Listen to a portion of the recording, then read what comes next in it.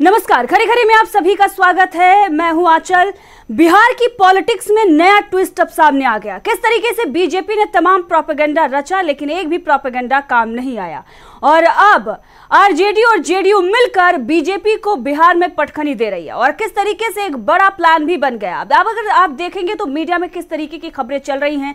एक तरफ खबरें ये चलाई जा रही है कि 22 जनवरी को बड़ा जो है झटका बीजेपी को लगने वाला है। नई रणनीति के तहत तेजस्वी और नीतीश काम कर रहे हैं, तो वहीं दूसरी तरफ खबरें ये चलाई जा रही हैं कि ललन सिंह ने विधायकों को तोड़ लिया था और जिसके चलते ललन सिंह को इस्तीफा देना पड़ा है। नीतीश कुमार ने उनसे पद छीन लिया प्रदेश अध्यक्ष का। लेकिन हकीकत क्या है वो हमने आपको सारी हकीकत बयां कर दी। लेकिन अब अगर देखेंगे तो एक बड़ा खुलासा जो हो रहा है और किस तरीके से एक नया ट्विस्ट जो है वो बिहार की राजनीति में दिख रहा है, उस पर चर्चा करेंगे। सबसे पहले आपको बताते हैं कि किस तरीके से बीजेपी ने एक बड़ा बयान देकर एक नया बखेड़ा जो है वो खड़ा करने की कोशिश की है, लेकिन इस बखेड़े की भी हवा निकल गई है। सबसे पहले आपको सुनाएंगे सुशील मोदी ने क्या कुछ कहा है, वो बयान आपको सुनाएंगे और किस तरीके से लगातार बीजेपी और मीडिया जो है एक नया प्रोपेगेंडा रचने की कोशिश कर रही है। लगातार पहले जेडीयू में ये खबरें आई कि उनमें आपस में नहीं बन रही है, उसके बाद सरकार के गिरने की खबरें आई कि राष्ट्रपति शासन लागू होने जा रहा है। इसके साथ ही अब ये खबरें चलाई जा रही है, बताया जा रहा है कि ललन सिंह ने 12 से ज्यादा विधायकों को तोड़ लिया था। नीतीश कुमार से इतर जाकर वो तेजस्वी के साथ हाथ मिला रहे थे, उनको मुख्यमंत्री बनाने के लिए बड़ी प्लानिंग चल रही थी और इसी सबके चलते नीतीश कुमार ने बड़ा कदम उठाया और ललन सिंह से प्रदेश अध्यक्ष का पद छीन लिया। अब ये जो खबरें वो बीजेपी के नेता जो हैं वो मीडिया में आकर बता रहे हैं और मीडिया उन बयानों को किस तरीके से चला रहा है और किस तरीके से उसे दिखा रहा है, इससे यही साफ पता चल रहा है कि बीजेपी बिहार में कमजोर है और अपने प्रोपेगेंडे को फैलाकर वहां पर बढ़त बनाने की जुगत में है, बढ़त बनाने की कोशिश कर रही है, लेकिन लगातार उसके मंसूबे ध्वस्त हो रहे हैं। सबसे पहले आपको बीजेपी सांसद सुशील मोदी का बयान सुनाएंगे और उसके बाद किस तरीके से इस पर पलटवार जो है वो जेडीयू और आरजेडी की तरफ से किया गया है वो भी आपको दिखाएंगे। सबसे पहले आप सुशील मोदी का यह बयान सुनिए। कैसे कहेंगे? देखिए, हम लोगों ने तो पहले ही भविष्यवाणी कर दी थी कि ललन सिंह हटाए जाएंगे। देखिए, ललन सिंह ने जदयू के करीब 12-13 विधायकों को तोड़ लिया था और लालू के साथ मिलकर तेजस्वी यादव को मुख्यमंत्री बनाने की पूरी तैयारी थी और उसकी भनक लग गई नीतीश कुमार को और नीतीश कुमार ने उनके इस प्रयास को प्रीएम्प्ट कर दिया और समय के पूर्व ललन सिंह को हटा दिया। देखिए, ललन सिंह का हटना ये खेल की शुरुआत है, ये खेल का पटाक्षेप नहीं है। अभी बहुत कुछ होना बाकी है, थोड़ा इंतजार कीजिए। देखिए, जदयू में सब कुछ ठीक ठाक नहीं चल रहा है, नहीं महागठबंधन में, और नीतीश कुमार कोई पहली बार तो और पार्टी के राष्ट्रीय अध्यक्ष नहीं बने हैं। पहले भी उनके पास सारे अधिकार थे, लेकिन एक बार फिर उन्होंने सारे अधिकार अपने हाथ में ले लिया है। नीतीश कुमार गलतफहमी में है कि उनको जो इंडी गठबंधन है उनको संयोजक बना देगा या उनको जो है वो प्रधानमंत्री पद का उम्मीदवार बना देगा। देखिए, बीजेपी की सेहत पर कोई असर नहीं पड़ने वाला है। जो नीतीश कुमार का अति पिछड़ा वोट है वो पूरी तरह से बीजेपी की तरफ खिसक चुका है और हमारे दरवाजे बंद हो चुके हैं नीतीश कुमार के लिए। और इसलिए लोकसभा चुनाव के अंदर नरेंद्र मोदी का चेहरा आगे रखकर हम चुनाव लड़ रहे हैं और हम लोग को पूरा विश्वास है कि बिहार में हम 40 की 40 लोकसभा की सीटें जीतेंगे।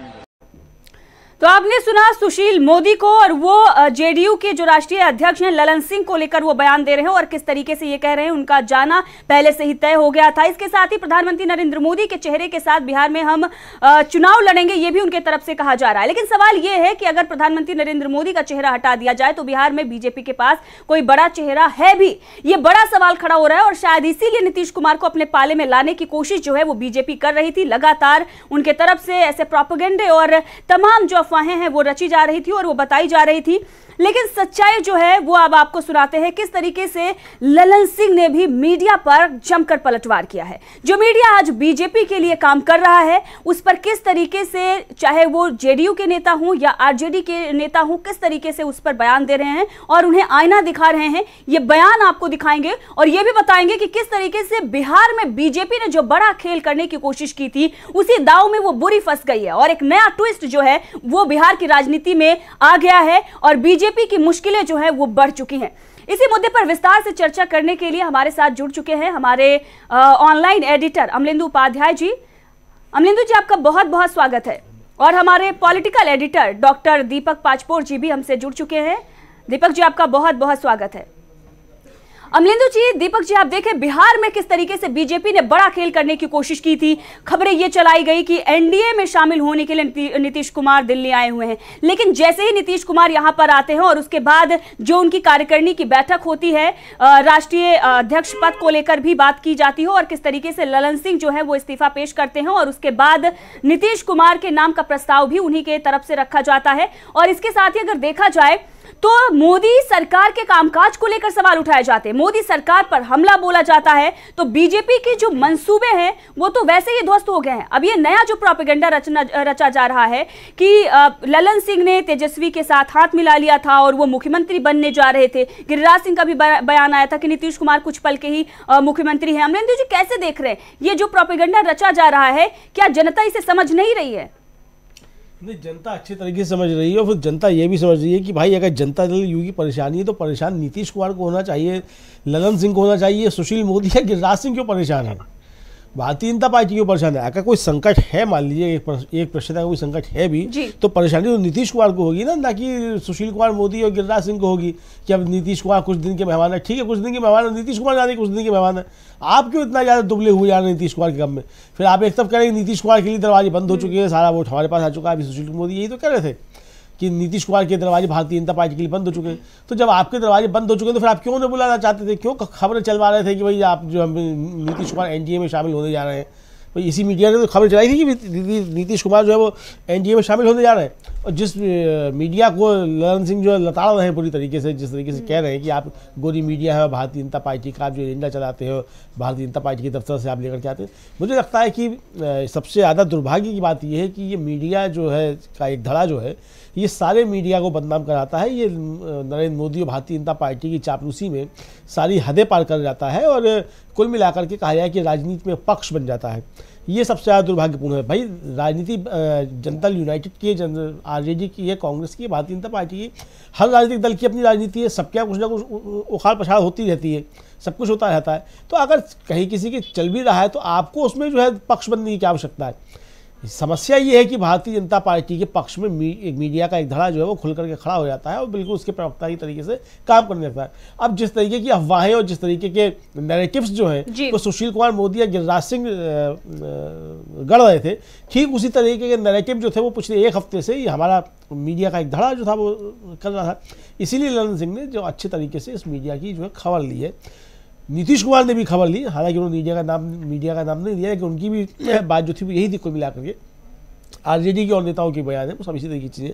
तो कुल मिलाकर के जो दिक्कत है वो इस मीडिया के साथ ज़्यादा है, भारतीय जनता पार्टी के साथ दिक्कत तो है ही, लेकिन उनकी अब ठीक है उनकी तो राजनीति वो करेंगे इस काम को। मीडिया का एक हिस्सा जो वो क्यों भारतीय जनता पार्टी की राजनीति करने लगता है, सबसे बड़ा जो सवाल ये है आंचल जी। अमलेंदु जी, और केसी त्यागी का भी बड़ा बयान आया। उन्होंने कहा कि बीजेपी एक विधायक तोड़कर भी दिखाए। ये बड़ा चैलेंज जो है वो जेडीयू की तरफ से दिया जा रहा है। इसे साफ पता चल रहा है किस तरीके से बीजेपी के जो मंसूबे थे उसे भाग चुकी है जेडीयू। और जो लगातार तकरार की खबरें बताई जा रही थी कि ललन सिंह ऐसा करने वाले हैं, तेजस्वी यादव के साथ मिल गए, कहीं ना कहीं आपस में ये एक तकरार की जो खबरें हैं वो चलाने की कोशिश लगातार मीडिया की तरफ से की गई और बीजेपी इसे किस तरीके से हवा देने के लिए लगातार बयानबाजी करती रही और मीडिया ने उन्हीं खबरों को चलाया। अब इसी को लेकर किस तरीके से ललन सिंह ने मीडिया को धोया है, अगर ये जो उनका बयान आया है आपको सुनाएंगे, वो सुनकर आप भी ये समझ जाएंगे कि मीडिया कितना सच दिखा रहा है। वैसे अगर देखा जाए तो मीडिया जो है वो सिर्फ वही मीडिया नहीं है जो इस तरह की खबरें दिखा रहा है, बाकी और भी मीडिया चैनल है जो खबरें दिखा रहे हैं कि सच्चाई क्या है। लेकिन कुछ मीडिया चैनल जो है वो किस तरीके से बीजेपी के एजेंडे के साथ आगे बढ़ रहे हैं, कार्यकर्ता के रूप में काम कर रहे हैं। अब इसी पर ललन सिंह ने बयान दिया है, सुनिए उन्होंने क्या कुछ कहा है।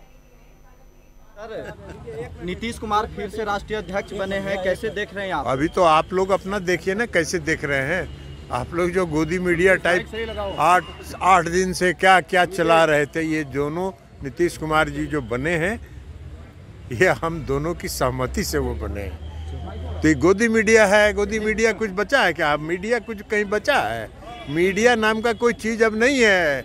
अब मीडिया जो भी मीडिया है वो भारतीय जनता पार्टी का प्रवक्ता है और वो मुद्दा तय करता है, उस मुद्दे को चलाता है और उस मुद्दे को चलाने के बाद लोगों की प्रतिक्रिया पूछता है। यही है गोदी मीडिया। नीतीश कुमार के राष्ट्रीय अध्यक्ष बनने से क्या पार्टी अरे नाती सर? नीतीश कुमार पार्टी के सर्वमान नेता हैं, तो अब सर्वमान नेता पार्टी के अध्यक्ष बनेंगे तो पार्टी मजबूत नहीं होगी। बीजेपी कह रही कि पार्टी में टूट होने वाली है। अरे छोड़िए ना, बीजेपी का एजेंडा आप चलाते रहिए, बीजेपी का एजेंडा वो चलाते रहिए, पार्टी में कोई टूट नहीं होने वाली है। सब कुछ सही है सर पार्टी में? ऑल इज अरे बता तो दिए, ऑल इज वेल का अंग्रेजी काला बोल रहे हैं, हिंदी बोलिए ना। पार्टी एकजुट है। कहा जा रहा है कि बिहार में तेजस्वी यादव सीएम बनने जा रहे हैं। पता नहीं, ये तो आप भविष्यवक्ता हैं, ज्योतिष हैं, आपको ज्यादा ज्योतिष का ज्ञान है। तो दीपक जी, ये बयान आपने सुना ललन सिंह का, किस तरीके से वो मीडिया को धो रहे हैं, गोदी मीडिया और तमाम बातें उनके द्वारा जो की जा रही हैं और उनके बारे में जो खबरें लगातार चलाई जा रही थी उससे ही आहत होकर उन्होंने ये बयान दिया है। अब अगर किसी नेता के बारे में इस तरह की खबरें जो लगातार चलाई गई किसी के एजेंडे को बढ़ाने के लिए, ये कितना सही है? ललन सिंह ने जो कुछ भी कहा, क्या कहेंगे आप इस पर? नहीं, निश्चित रूप से देखिए, एक समय था, अभी बहुत ज्यादा पुरानी बात भी नहीं है, मुश्किल से 10 साल 9 साल 11 साल पहले की बात है। पत्रकारों का बड़ा सम्मान होता था, और चाहे किसी भी पार्टी के नेता हो, वो कभी भी ये नहीं देखते थे। और इस तरीके की जो भाषा का इस्तेमाल कर रहे हैं ललन सिंह पिछले 3-4 दिनों से, वो मतलब किसी भी गोदी मीडिया के लिए बड़ा अपमानजनक है। मुझे समझ में नहीं आ रहा था कि वो व्यक्ति सामने खड़ा कैसे है और बार बार भारतीय जनता पार्टी का और उनके नेताओं का प्रेफरेंस क्यों देते हैं। आपके मन में अगर कोई सवाल है तो आप अपनी ओर से पूछिए। पत्रकार का काम किसी और की तरफ से मतलब ऑन बिहाफ ऑफ आपको सवाल नहीं पूछना है। सवाल आपके दिमाग में अगर है तो आप सवाल पूछिए। आप देखिए, पिछले 2 दिनों से जो हम देख रहे हैं, ललन सिंह की भाषा ऐसी हो गई है। पत्रकारों का देखिए, पत्रकार 2 तरह के होते हैं। एक पत्रकार होते हैं जो डरा कर लोगों को रखते हैं, दूसरे होते हैं जो अपने काम से सम्मान पाते हैं। अब जो गोदी मीडिया जो है, न तो वो उससे कोई डर रहा है और न तो उसको कोई सम्मान बचा रह गया है। तो ये ललन सिंह या नीतीश कुमार या हम लोगों के सोचने की बात नहीं है, उन पत्रकारों की सोचने की बात है जो उनके सामने खड़े होकर इस तरीके के आरोपों को झेल रहे हैं। वो साफ साफ बोल रहे हैं ललन सिंह की आप गोदी मीडिया का एजेंडा चलाइए, जाइए वहां पे बात करके आइए। इस तरीके की ये जो भाषा है, अगर आपके अंदर वाकई जिसको कहते हैं कि प्रोफेशनल एथिक्स आपके अंदर है, तो कोई भी नेता जो है, चाहे प्रधानमंत्री क्यों न हो, इस भाषा का उपयोग कर ही नहीं सकता। ये आपके अंदर की कमी है जिसके कारण ललन सिंह जैसा एक व्यक्ति, ठीक है, बहुत बड़े नेता हैं, लेकिन पत्रकार ऐसे कई नेताओं को आते और जाते देखते हैं। हर पत्रकार जो है 12, 15, 20 साल भी अगर काम करता है तो उसके सामने से पता नहीं कितने ललन सिंह और कितने नीतीश कुमार और कितने लोग निकल जाते हैं। हम लोगों ने भी जो पत्रकारिता की, अमरेंदु जी ने पत्रकारिता की, हम लोग देख चुके हैं। पता नहीं कितने मुख्यमंत्री आए, कितने बड़े नेता आए, कितने चले गए। हम लोगों ने भी लंबे समय तक पत्रकारिता की है, लेकिन मैंने किसी भी नेता को ऐसी भाषा का उपयोग करते हुए गोदी मीडिया के लिए नहीं, किसी भी मीडिया के लिए नहीं देखा है। ये ललन सिंह के सोचने की बात नहीं है, ये उन पत्रकारों के सोचने की बात है जो ऐसी भाषा सुनने के लिए अभिशप्त हो गए हैं। और देखिए, दुर्भाग्य यह है कि उनको किसी दूसरी तरह की पत्रकारिता का न तो ज्ञान है और न तो दूसरी तरह की पत्रकारिता करने का उन्हें आदेश है। उन्हें जो एक एजेंडा थमाया जाता है उसी के अनुसार आपको बात करनी रहती है। आपको याद होगा, पहले भी ऐसी बहुत सारी घटनाएं आ चुकी हैं जिसमें बिल्कुल साफ ऐसा लगता था कि ये किसी एक नेता से फीडबैक लेके आए हैं और बात कर रहे हैं। अभी आप देखिए, उस पत्रकार ने, जिन्हें ललन सिंह ने जो डांटा डपटा या जो भी कहा जाए या कड़े शब्दों का इस्तेमाल किया, वो हर बार किसी न किसी नेता का ही रेफरेंस दे रहा है। कभी वो सुशील मोदी का रेफरेंस दे रहा है, कभी बीजेपी का रेफरेंस दे रहा है, कभी नीतीश कुमार का दे रहा है। मेरा ये कहना है कि क्या आपके दिमाग में कोई सवाल नहीं है? क्या आपको इस बिहार में आपका मतलब जो सामने खड़ा होकर पत्रकार जो पूछ रहा है, क्या उस पत्रकार को खुद को कोई समझ में नहीं है, उसकी अपनी समझ नहीं है? क्या आप लोगों का फीडबैक लेके ही लोगों से सवाल पूछते रहेंगे? इससे देखिए, बिहार में पिछले 2-3 दिनों से मैं जो देख रहा हूँ, राजनीति अपने स्तर पर है। उतार चढ़ाव, उठा पटक, सरकार आए सरकार जाए, उससे कोई मतलब नहीं है। चाहे नीतीश कुमार ने उनको हटाया हो, कमान अपने हाथ में ले ली हो, चाहे तेजस्वी यादव आ रहे हो, वो अपने आप में अलग जगह पे है। लेकिन मीडिया का जो हाल है वो इतना बुरा है कि उसे जो आए वही डांट टपट के जा रहा है। एक मीडिया कर्मी होने के नाते ये हमारे लिए बड़ी दुख की बात है, और कोई बात नहीं। न तो हमारी सहानुभूति ललन सिंह के साथ है, न तो नीतीश कुमार के साथ है, न तो सुशील मोदी के साथ है, न तो तेजस्वी यादव के साथ है। हमें किसी से कोई मतलब नहीं है। आप आपस में लड़िए झगड़िए, चाहे जो सरकार में आए सरकार गिराए सरकार बनाए, ये हम देख चुके हैं, पहले भी देख रहे हैं। पिछले 12-15 सालों से बहुत सारे ऐसे नाटक देख चुके हैं, चाहे गोवा में हो, चाहे महाराष्ट्र में हो, चाहे हमारे मध्य प्रदेश में हो। सरकारों को गिराने का खेल होता रहा है, नई सरकारें आती रही हैं। लेकिन इसके कारण कोई भी मीडिया कर्मी की उंगली क्यों उठे? ये उंगलियां जो है ये उंगलियां कोई ललन सिंह या नीतीश कुमार या मोदी के ऊपर नहीं उड़ रही है, ये उन पत्रकारों के ऊपर हो रही। कल जैसे हम लोगों ने बात की थी, मैं फिर से एक बहुत ही गहन चिंता इसके बारे में व्यक्त करता हूँ, ऐसे पत्रकारों के बारे में, कि वो अपना विवेक कहाँ छोड़ा है, अपना आत्मसम्मान कहाँ छोड़ा है। अगर कोई नेता आपको ऐसा हड़का कर बात करता है तो आपको वहां खड़े रहने का कोई अधिकार ही नहीं है।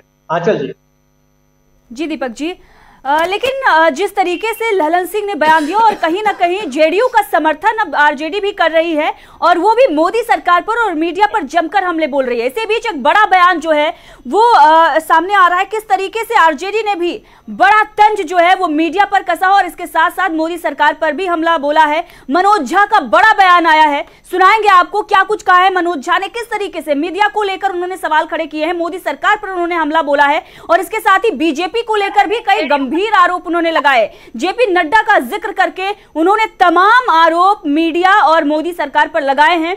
और जैसा कि आप देखते हैं कि शानदार तरीके से उनका वक्तव्य रहता है। एक बार फिर से उन्होंने मीडिया के सामने आकर किस तरीके से जो कुछ भी बीजेपी खेल करने की कोशिश कर रही थी उसका पर्दाफाश किया है, और इसके साथ ही उन्होंने करारा हमला बोला है। क्या कुछ कहा है मनोज झा ने, सुनिए सांसद मनोज झा को।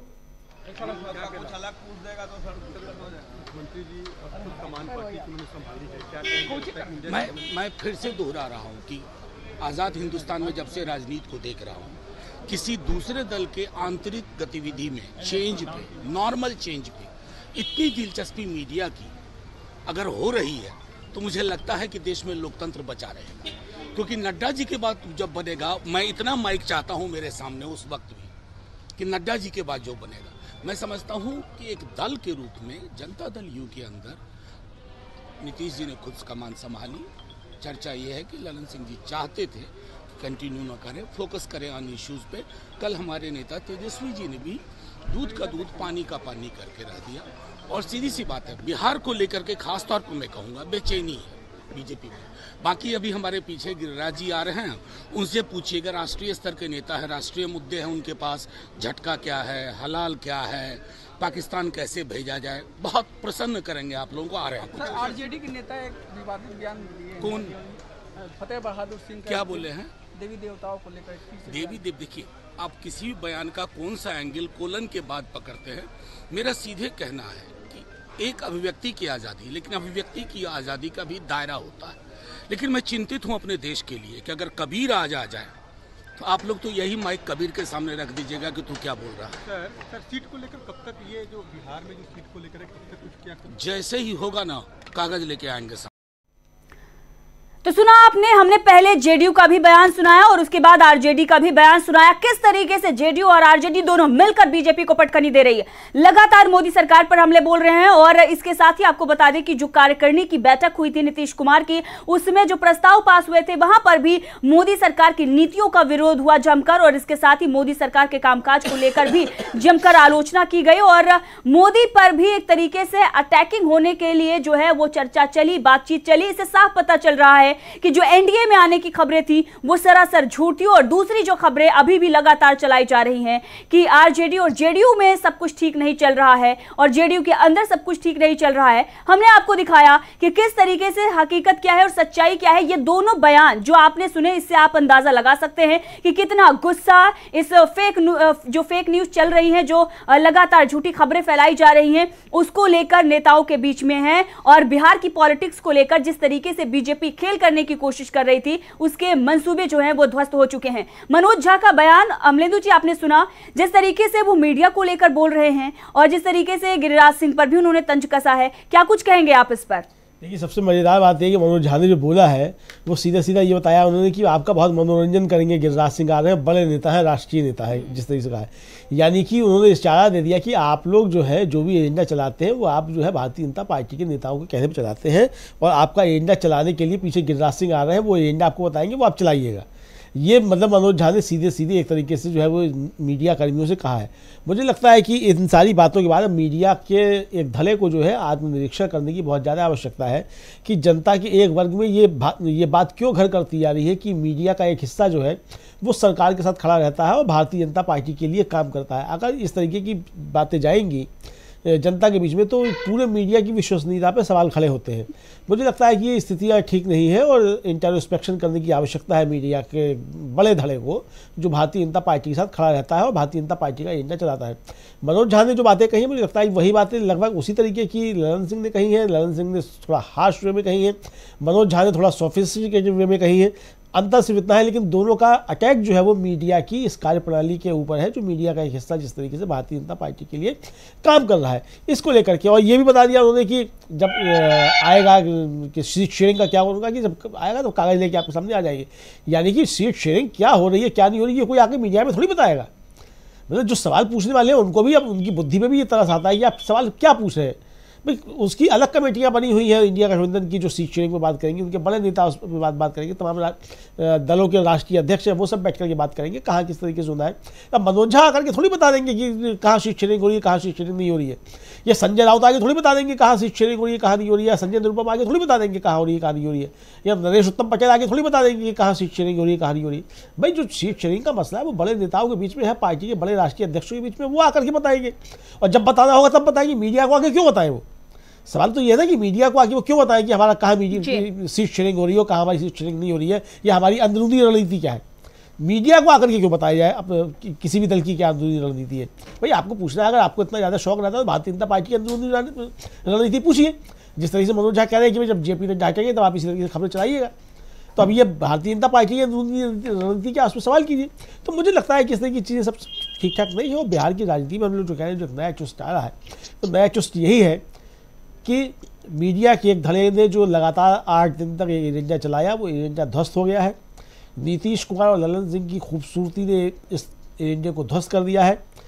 बिहार से इंडिया गठबंधन और महागठबंधन एकजुट होकर के सामने दिखाई पड़ रहा है और एकजुट होकर के वो चुनाव में जाने जा रहे हैं, ये बातें साफ हो गई है। और सुशील कुमार मोदी ने स्पष्ट कर दिया है कि नीतीश कुमार के लिए एनडीए के भाजपा के दरवाजे बंद हैं।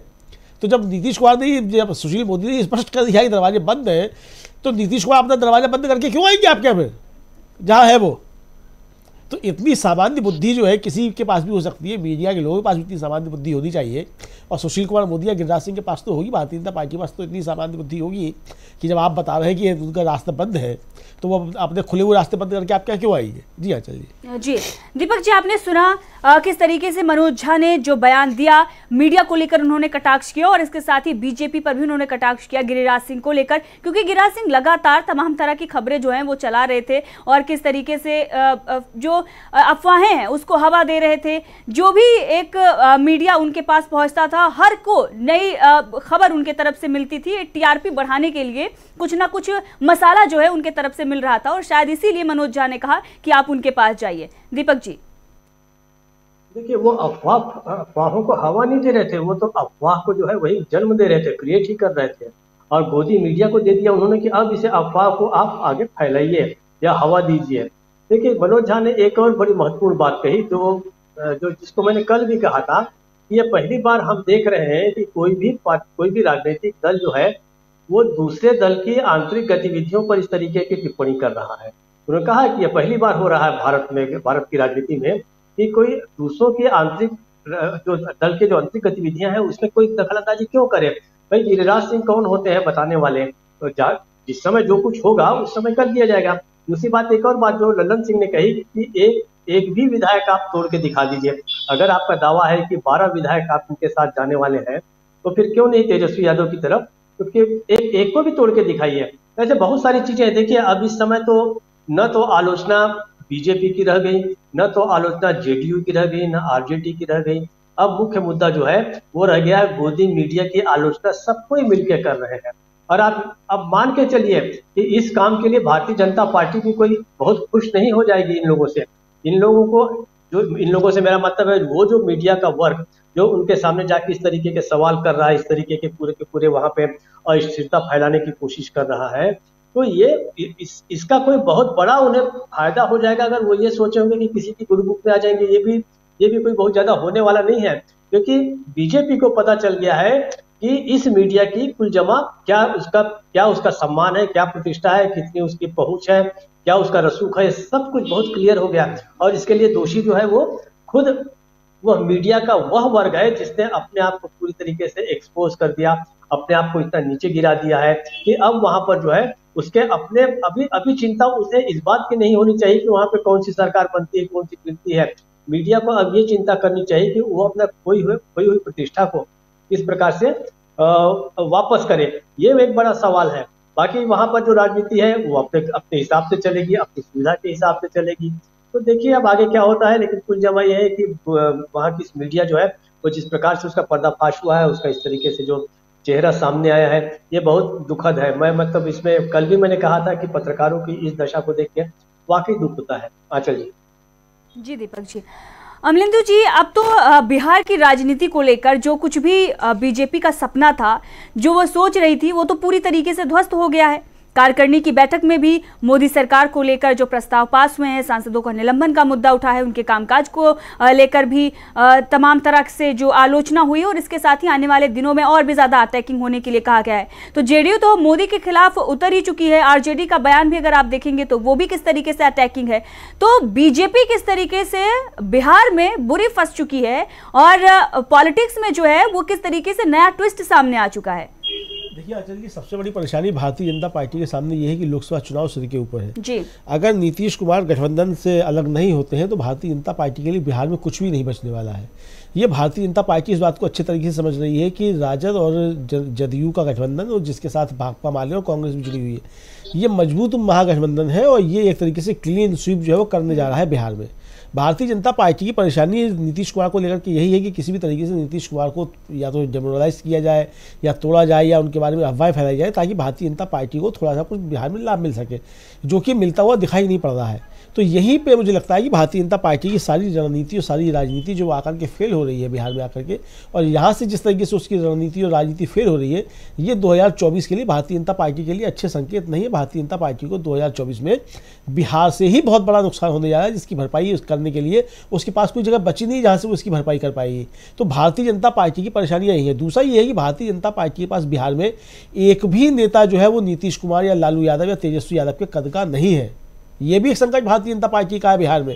तो बिहार में कुल मिलाकर के जो संकट भारतीय जनता पार्टी के सामने है तो वो बहुत ज़्यादा संकट है, और इसलिए भारतीय जनता पार्टी किसी भी तरीके से नीतीश कुमार को एक तरीके से कहा जाए उनकी छवि खराब करना चाहती है, उनको डिमोरलाइज करना चाहती है। ये चाहती है कि नीतीश कुमार किसी तरीके से बिलक जाए, कुछ फ्रैक्शंस की खबरें जो है आए, कोई नेता जो है दोनों दलों का जो है एक दूसरे के खिलाफ बयान दे दे, उसी को लेकर के फिर जो है बवाल किया जाए, उसी को लेकर के सुर्खियां बनाई जाए।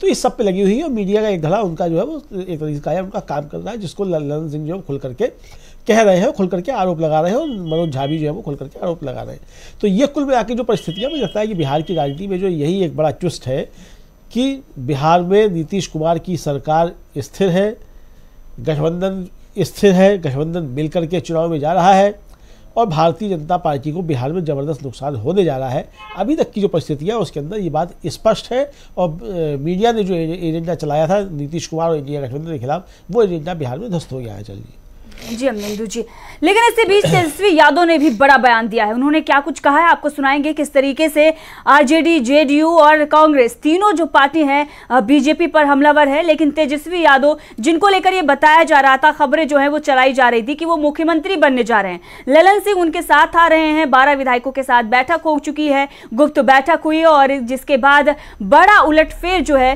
वो बिहार की राजनीति में होने जा रहा है, इस तरह की खबरें चलाई जा रही थी, और इसीलिए ललन सिंह को इस्तीफा देना पड़ा है। ये सब थी, लेकिन जो हकीकत थी वो हमने आपको बताया था कि लोकसभा चुनाव को देखते हुए जेडीयू ने बड़ा फैसला लिया है, और ललन सिंह ने खुद ही नीतीश कुमार से ये कहा था कि वो मुंगेर से चुनाव लड़ेंगे और इसीलिए उन्हें अपने लोकसभा क्षेत्र में जाने का मौका दिया जाए ताकि वो आने वाले दिनों में जेडीयू को और इंडिया गठबंधन को और भी मजबूत कर सके। लेकिन खबरें ये थी कि तेजस्वी यादव के साथ उन्होंने हाथ मिला लिया है। अब सुनिए तेजस्वी यादव ने क्या कुछ कहा है, जो ये तमाम खबरें चल रही हैं उनको लेकर। उस पर जेडीयू के नीतीश कुमार क्या कहेंगे? नहीं, हम नए अध्यक्ष बने हैं, उनका पार्टी का निर्णय रहा है, तो पहले भी अध्यक्ष रहे ही हैं वो लगातार, और पार्टी के सर्वमान्य नेता भी हैं, तो बने हैं तो अच्छी बात है, उनको शुभकामनाएं। जेडीयू के नीतीश कुमार क्या कहेंगे? नहीं, हम नए अध्यक्ष बने हैं, उनका पार्टी का निर्णय रहा है, तो पहले भी अध्यक्ष रहे ही हैं वो लगातार, और पार्टी के सर्वमान्य नेता भी हैं, तो बने हैं तो अच्छी बात है, उनको शुभकामनाएं। तो सुना आपने, तेजस्वी यादव ने शुभकामनाएं दी और जो खबरें चलाई जा रही थी कहीं ना कहीं उनको लेकर, उसको भी एक करारा तमाचा उन लोगों को मिला है जो तमाम तरह की अफवाहें फैला रहे थे। दीपक जी, एक छोटा सा कमेंट आपका इस पूरे मामले को लेकर लेना चाहेंगे। देखिए, इसमें सबसे मजेदार बात यह है, जो ये कहा जा रहा है कि वो 12 लोगों को तोड़कर उनके साथ तेजस्वी यादव के साथ हाथ मिलाना चाहते थे ललन सिंह। अरे भाई, अगर उनको इतना बड़ा कदम उठाना था तो इतने महत्वपूर्ण पद वो क्यों छोड़ते? वो तो फिर अध्यक्ष बने रहते ताकि वो 12 नहीं और ज्यादा लोगों को तोड़ सके। क्या कोई व्यक्ति अपनी पार्टी को तोड़ने जा रहा है और जो प्रमुख का पोस्ट वो क्यों छोड़ेगा? ये मतलब कॉमन सेंस की भी बात है, इस बात का कोई वो नहीं होता है। इसके लिए नीतीश, अब ये कहा जाता है कि नीतीश कुमार ने उनसे इसके पद छीन लिया क्योंकि वो बगावत करने जा रहे थे एक तरह से। अगर बगावत करने पे वो आमादा है तो आप उनका पद छीन लीजिए, चाहे जो भी कर लीजिए। अगर उन्हें 12 लोगों को तोड़ना है तो अभी भी तोड़ सकते हैं। एक बहुत कॉमन सेंस की बात है, इन दोनों के बीच का कोई संबंध ही नहीं है कि आप 12 लोगों को तोड़ के तो तेजस्वी यादव के साथ सरकार बनाने जा रहे हैं या क्या करने जा रहे हैं। तो ये बहुत ही कॉमन सेंस की बात है और ये समझ में नहीं आ रहा है पत्रकारों को। एक बहुत सामान्य घटना जिसको हम बहुत दूर से बैठ के समझ रहे हैं, वो उसको क्यों नहीं बात कर रहे हैं। दूसरी तरफ तेजस्वी यादव का बयान जो है वो बिल्कुल स्पेसिफिक है, बैलेंस है। वो उनके साथ एक तरह का सहयोगी संगठन होने के बावजूद उसमें कोई बहुत ज्यादा दखलंदाजी नहीं कर रहे हैं। उन्होंने इतना ही कहा कि बहुत अच्छी बात है, मेरी शुभकामनाएं। यही शिष्टाचार होता है, राजनीतिक शिष्टाचार। आप चाहे आप उनके साथ मिलकर सरकार चला रहे हैं, लेकिन उन्होंने उनके पार्टी के अंदरूनी मसलों पे बात करने की कोई कोशिश नहीं की। आखिर यही तो होता है कि आप सम्मानजनक दूरी बनाए रखिए, जितना आवश्यक है 1 या 2 शब्द कर दीजिए। जो बाकी इसके विपरीत जो इनका मोदी जी का जो बयान था या दूसरे लोगों का गिरिराज सिंह का जो बयान था, वो देखिए तो राजनीतिक शिष्टाचार का उल्लंघन भी है। तो मुझे ऐसा लगता है कि निश्चित रूप से इन दोनों पार्टियों ने जो एकता दिखाई है वो भारतीय जनता पार्टी के लिए मुश्किल की बात हो जाएगी। आंचल जी। दीपक जी आपका बहुत बहुत धन्यवाद इस पूरे मामले को लेकर विस्तार से चर्चा करने के लिए और जो सच है वो बताने के लिए, और साथ ही मीडिया जो जिस तरीके से प्रोपेगेंडा फैला रहा है, जिस तरीके से एजेंडा चला रहा है, उसको भी आईना दिखाने के लिए आपका बहुत बहुत शुक्रिया। अमलेंदु जी आपका भी बहुत बहुत शुक्रिया। जिस तरीके से बिहार की ये पूरी राजनीति आप देख रहे हैं, हर दिन एक नया ट्विस्ट जो है वो सामने आ रहा है। ललन सिंह को लेकर भी सारी खबरें जो है वो चलाई गई, बाद में झूठी निकली। जो मीडिया ये दिखा रहा था कि एनडीए में शामिल होने के लिए नीतीश कुमार दिल्ली आ रहे हैं, अब उसके भी सुर बदले बदले नजर आ रहे हैं। लेकिन बीजेपी अभी भी तमाम तरह के एजेंडे और प्रोपेगेंडे के लिए लगातार बयानबाजी कर रही है। अब ये बताया जा रहा है कि नीतीश कुमार कुछ पल के लिए ही, कुछ दिन के लिए मुख्यमंत्री बचे हुए हैं और मुख्यमंत्री अब तेजस्वी यादव को बनाया जाएगा। इंडिया गठबंधन में भी सब कुछ ठीक नहीं चल रहा, जेडीयू के अंदर भी सब कुछ ठीक नहीं चल रहा है और इसके साथ ही बताया यह भी जा रहा है कि जो सरकार बिहार की चल रही है उसके अंदर भी सब कुछ ठीक चल नहीं रहा। लेकिन जो ये खबरें चलाई जा रही है, वहीं पर जो पार्टियां जिनके बारे में ये खबरें बताई जा रही है वो किस तरीके से एकजुट होकर इन सभी खबरों की हवा निकाल रही है, इन सभी प्रोपेगेंडे की हवा निकाल रही है और कहीं ना कहीं बीजेपी को भी करारा तमाचा जो है वो जड़ रही हैं। तो देखते रहिए डीवी लाइव, क्योंकि डीवी लाइव पर आप देखते हैं सच और हम वही दिखाते हैं जो सच होता है। तो चाहूंगी इजाजत जाने के लिए और